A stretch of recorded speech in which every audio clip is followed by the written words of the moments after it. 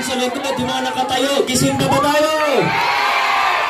Yung mga nandito, ilang-ilang, kamusta po kayo dyan? Yung mga nakaupo, yung mga nasa lubod, yung mga nasa gilid, yung mga nakaupo po dito, ayos ba kayo? Aray ko! Okay, relax lang po tayo. Relax lang tayo. Yung mga nakaupo po dito, ayos lang po kayo. Sila po yung maaga kanina, kaya sila po nasa VIP seats. Pati po dito, si nanay na nakaupo dito. Maraming salamat. May mga pasign pa po kayo. Ano po nakasulat? Panalo ka na sa amin. Maraming salamat po. May nakalagay po, I love you. I love you too, ate. At ito mga galing Kamya Street. Lubos kami nagpapasalamat sa iyong tulong sa aming tinatitiligang lupa. At ito magagalak namin mga taga-Kamya. Ngayon ang kumagalang lubos na nagpapasalamat. Maraming salamat din po sa inyo. Maraming salamat sa napakainit na pagtanggap sa giting ng Pasig. Masaya-saya po natin ngayon. Ano? Nasaan po dito ang mga masasaya? Nasaan po dito ang mga maiingay? Nasaan ang mga nasa upper box? Ay, po kayo kuya, maraming salamat. Talagang kahit nasa upper box sila, nakikinig po talaga. Meron pa doon, general admission na yun. Grabe naman. Maraming salamat po. Ang laki na lang na pagtagumpayan natin bilang isang lungsod. Ang layo na ng narating natin dito sa lungsod ng Pasig. Yung mga nasa dulo, rinig niyo po kami. Ano po, yung mga nasa second floor. Ate, baka mahulog ka dyan. Okay ka lang. Kuya, alalayan mo si ate, baka mahulog. Sayang yung mga gulaman. Grabe talaga mga taga-Ismar, ano? Alala ko po noong 2019, medyo iba pa yung sitwasyon natin. Marami po sa inyo, medyo kinakabahan pag dumarating kami ni Congressman Roman. Nakita ko kanina sina Plus Ray, nandiyan pa ba? Hindi naman nila kasalanan, ano, pero kahit sa ibang barangay, pag dumarating kami sa isang lugar, kabadong-kabado yung mga opisyalis.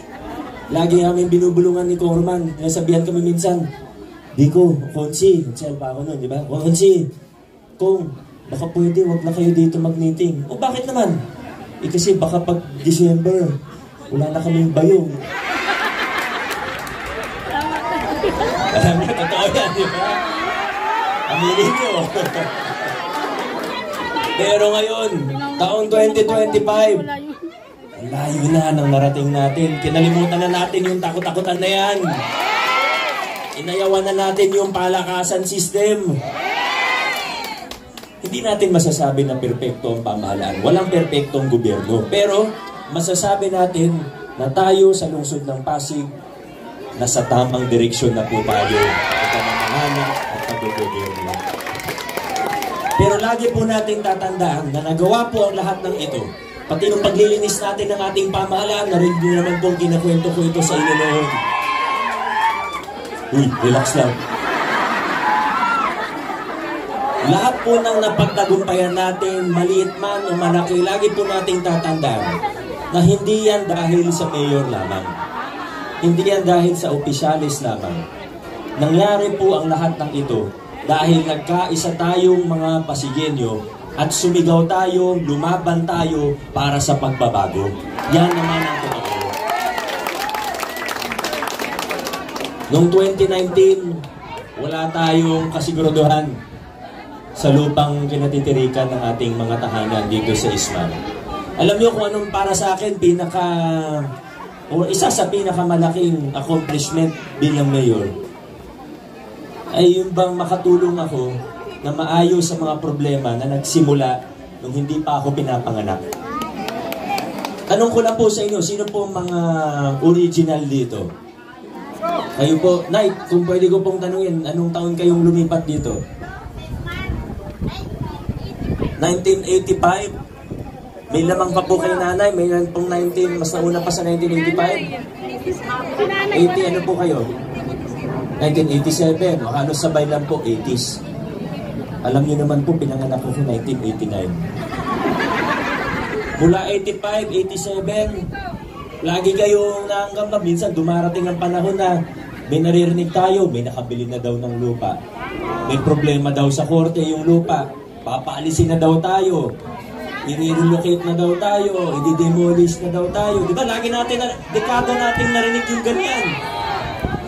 Nung naupo tayo noong 2019, may narinig pa kayo, ibubulldozer daw po kayo. Nung naupo ako noong 2019, hindi lang yun yung problema. Meron din konting hidwaan sa dalawang samahan po natin. Alam niyo naman po yan, di ba? Kaya, ito po, paulit-ulit kong sinasabi, yung mga tagumpay natin, hindi sa akin lamang eh. Hindi ako lang yung nagtrabaho dito. Kailangan din natin pasalamatan yung dalawang grupo. Huwag na natin i-detalye masyado, pero nagpapasalamat ako sa dalawang grupo kasi nung namagitan po kami. Siyempre, nung una, ganun talaga pag nahihigwaan eh. Pero ako po ay talaga nagpapasalamat sa dalawang grupo dahil pareho po silang nagpakumbaba. Pareho silang nagkasundo, nagkompromiso para matuloy po yung palupa natin dito sa Islam. Kaya, kina-Press Ray, sa lahat ng mga opisyalis natin, pati kina-Press Toto, sa lahat ng mga kasama nila, muli po, maraming salamat. Tagumpay po natin ito. At ngayon, hindi lang po sa safe na tayo dito sa Ismar, o hindi, nag-contract signing na rin po tayo. Ayos na po talaga. Kaya, alam nyo, hanggang sa pagtanda ko, hindi ko po makakalimutan ang nagawa natin dito. Ituturing ko yan na isa sa pinakamalaki kong accomplishment. Maraming salamat po. Dahil ganyan po ang inyong pamahalaan ngayon. Tinitingnan natin ano ba yung problema. Hindi yung mga ngako lang tayo ng kung ano-ano. Dahil alam niyo naman po, para sa isang politiko, ang pinakamadaling gawin ay mangako ng mangako. Alam niyo po yan. Dahil sa pangako, laway lang ang puhunan. Narinig niyo po yung kwento ni Congressman Roman, di po ba? Kung ano-ano pa, sa amot-saring pangako, madalas nating marinig pag marapit na ang campaign period, pag malapit na ang eleksyon. May naririnig po tayo minsan, hindi na nga lang langit at lupa pinapangako, pati ibang planeta pinapangako na sa atin.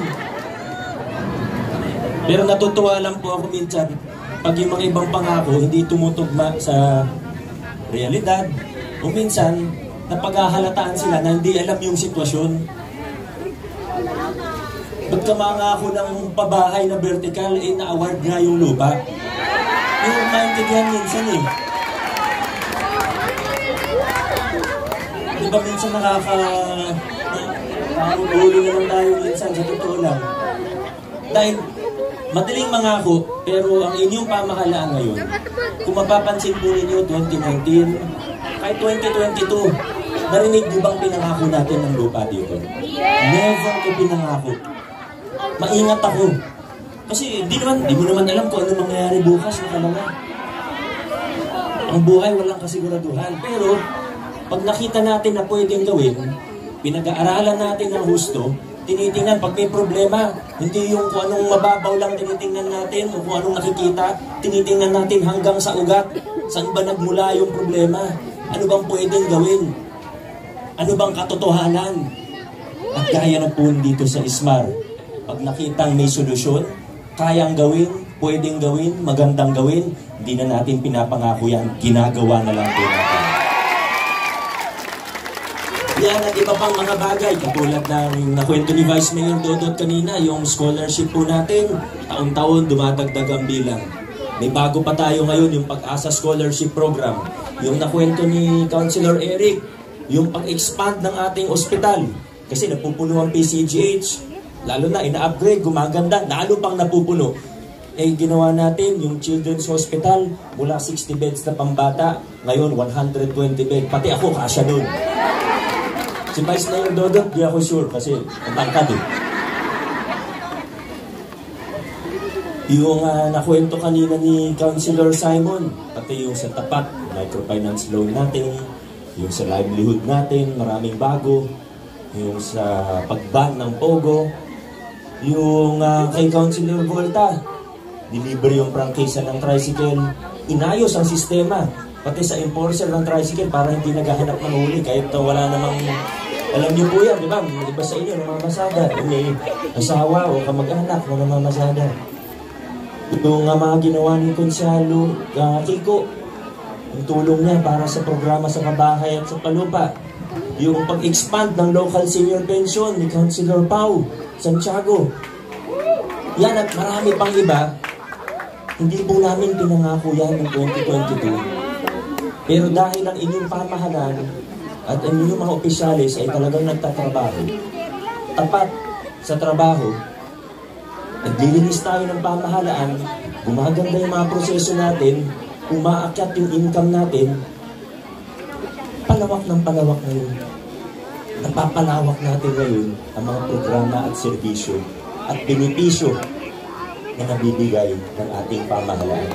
Paganda ng paganda ang posisyon ng ating pamahalaan ngayon. Nandito na po tayo ngayon. Tinataguyod na natin ang mga prinsipyo ng mabuting paggugobyerno o mabuting pamamahala. Binuksan natin ang pamahalaan para kita nyo lahat na nangyayari. Alam nyo hanggang sa huling sentimo kung saan ginagamit ang inyong pondo. Pati yung mga proseso, binuksan natin. Dati, di naman natin alam. Kung magkano pagpapagawa ng ganyang building nung araw, di naman natin alam. Ngayon, hanggang sa huling sentimo, bukas tayo. Hanggang sa pagpuna, hanggang sa feedback, maganda, negatibo na feedback, pinakikinggan po natin lahat. Malaya po tayo ngayon. Pero ibang usapan po yung fake news. At talagang hindi totoo, hindi naman tayo papayag doon. Ako po hihingi ng tulong sa inyo. Unang-una ko pong tulong na hihingin sa inyo, ni hindi nga yung tungkol sa eleksyon.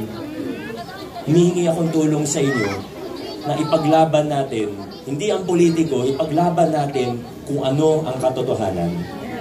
Ipaglaban natin ang katotohanan. Pag may naririnig tayong kasinungalingan, pag may naririnig tayong imbento, sana hindi naman tayo makikipag-away. Pero huwag tayo pumayag. I-correct natin. Alam naman po natin kung anong katotohanan. Ang maganda ng book dito sa atin, ang maganda po sa Pasig, dito sa Kalawaan, dito sa Ismar, ang mga taga rito po, bukod sa matalino, hindi madaling bulahin. Nakita naman natin, gaya ng kinuwento ni Vice kanina, di ba? Pagka malapit na ang eleksyon, may ibang kandidato, may ibang politiko na namumuhunan. Ang laki-laki ng ginagastos, katakot-takot ang gastos. Sa totoo, yung mga tulong, yun naiintindihan ko pa. Parang, sige, nakakatulong naman. Di naman natin, pinigilan ba natin pag bumababa ang mga kalaban o ano, di ba, hinahayaan lang naman natin. Tutuwa pa nga tayo, at least may natulungan. Pero kung papansinin po ninyo, pag kinuwenta nyo po talaga, tinignan nyo lahat ng gastos nila, yung sinasabing tulong, napakaliit na bahagi lang dun sa gastos nila. Isang halimbawa na lang po, nakitang-kita. Pero marami akong pwedeng banggitin, pero isa na lang po, yung mga billboard, nadaan po kayo ng C5 o sa Ortigas. Alam niyo po ba kung magkano magpakabit ng billboard? Huwag mo sabihin na nakakatulong sa tao yun. Walang billboard na 50,000 per month sa main road. Walang billboard na 100,000 per month. Ang billboard, pag kinabit mo yan sa main road, nasa milyon po yan. Bakit? Anong meron? Anong nakikita nila na meron sa lokal na anong nakikita nila sa LGU? O anong tingin nilang meron sa gobyerno na handa silang gumastos ng hindi lang milyon, kundi bilyon-bilyon para magkaroon ng pwesto? Alam na po natin kung anong i-expect. Kung sakaling sila yung mabigyan ng pagkakataon, hindi natin kailangan maging henyo para maisip kung bakit. Marami pong gustong, siguro konti na lang po sila ngayon, pero yung ilan po, gusto tayong bumalik sa mga lumang kalakaran. Kasi sila yung mga nakikinabang nung araw. Nung hindi pa nalilinis ang pamahalaan, nung uso pa yung kickback, nung uso pa yung mga lutong bidding sa procurement natin, sila yung mga nakaupo o sila yung mga kontratista. Isa lang sa dalawa. Tinapos na po natin yung mga marasindikatong galawan sa LGU. Gusto na tayong bumalik doon, pero tayo, nakita na po natin kung nasan tayo ngayon. Ang Pasigueño, hindi na po liliko, hindi na po mag-U-turn. Hindi na tayo babalik sa mga lumang kalakaran. Dire-diretso lang po tayo sa lungsod ng Pasig. Noong 2019, nakasama na natin ang isa sa kaibigan natin na talaga napakatibay. Tumindig kasama natin noong 2019. Alam ko naman po, kahit di ko na siya banggitin, halos 100% po sa atin ang congressman natin ay si Roman Romulo. Pero noong 2022, mas lalo pang gumanda ang takbo ng inyong LGU. Alam niyo po kung bakit? Kasi binigyan niyo ako ng mga kasangga, pati sa konselo. Napaka-importante po. Alam niyo, ang mayor, syempre may hangganan ng powers natin. May limitasyon tayo. Iisa lang ang katawan ko. Hindi ko kayang puntahan ng lahat-lahat ng sabay-sabay. Pero sa tulong ng mga tao ito, mas marami tayong nagagawa. Buti na lang, noong 2022, nagkaroon tayo ng isang vice mayor na una sa lahat, napaka-professional. Pag sinabing may meeting ng 8 a.m., 7:59, nandun na po siya, mga kaibigan. At pangalawa, mas importante pa, kapareho natin siya sa prinsipyo. Vice Mayor Dodot Jaworski. At ang ating mga konsyal, nabanggit ko na naman po silang lahat. Yung 5 sa kanila, papunta na sa ikalawang tipunino, hindi sila nagpabaya ng first term nila. Ako na po magsasabi, sila po ay mga tunay na nagtrabaho. Hindi lang sila basta nag-antay na kung anong sasabihin ng mayor na ipasang ordinansa. Sila mismo nag-e-effort, sila mismo nagtatrabaho, nagkukumpitihiring. Kung ano yung totoong trabaho ng konsyal, ginawa po nila. Pero may isa tayong kasama noong 2022 na hindi sumwerte, hindi pinalan.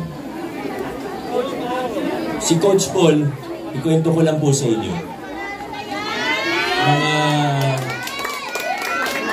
Siguro wala pang isang linggo makalipas ang eleksyon noong 2022. Lumapit po siya sa akin, nag-usap po kami sa opisina ko. Sabi niya sa akin, Mayor, gusto kong magtrabaho kung paano ako makakatulong. Ang sabi ko sa kanya, Coach Paul, anong magtatrabaho? Natalo ka nga, magpahinga ka muna. Sabi ko sa kanya. Pero ayaw niya magpaawat. Hindi siya nagkaroon ng posisyon. Wala siyang titulo. Pero siya po ang nanguna para maitatag sa Pasig ang kauna-unahang GSO Academy sa Pilipinas. Hindi nanalo yan, hindi nakaupo yan, nagtrabaho. Ano pa kaya kung siya po ay maging konsehal? Coach Paul, salamat. Marami na po tayo na pagtagumpayan bilang isang lungsod. Lalo na dito sa Ismar, ang laki ng mga napagtagumpayan natin. Pero kailangan paigtingin pa po natin kung anong nagawa natin, tatagdagan pa po natin. Hindi na kailangan na marami pang pangako. Basta ang importante sa lungsod ng Pasig, hindi na tayo liliko-liko pa. Mas lalong hindi tayo yu-turn pabalik ng mga lumang kalakaran. Tayo po sa lungsod ng Pasig, dire-diretso, pasulong, paabante. Maraming salamat. Mabuhay ang kalawaan ng buhay ang lungsod Pasig. Muling iboto ang number 4 sa balota, Mayor Vico Soto.